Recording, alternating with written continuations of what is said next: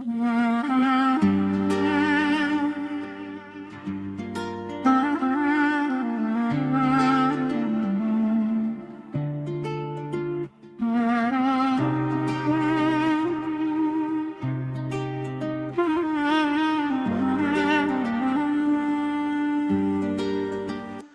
seni aldap koymasın, otaman butta koymasın. Mayli hiç kim yönüp suymasın.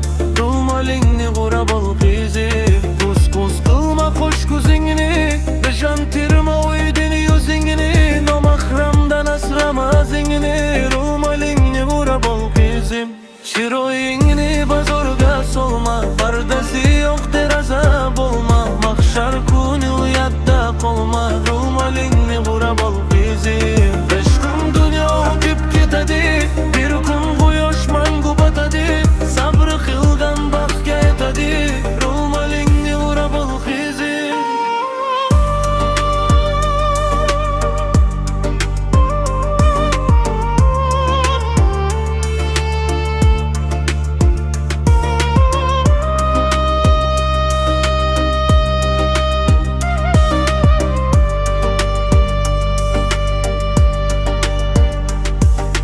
Kavas kılma yalan boşlarga, dünyoga muç kalbi toşlarga. Ahiratda yığlar yoshlarga, rumalingni urab ol kızım. Gerçi ular kursalar yaman, Allah seni kullagan yaran. Unutmagin bu dünya yolgan, rumalingni urab ol kızım. Banka farzida bulsan da qoyim, panakida yurarsan doyim. İffetingni sakla kulayim, rumalingni urab ol kızım.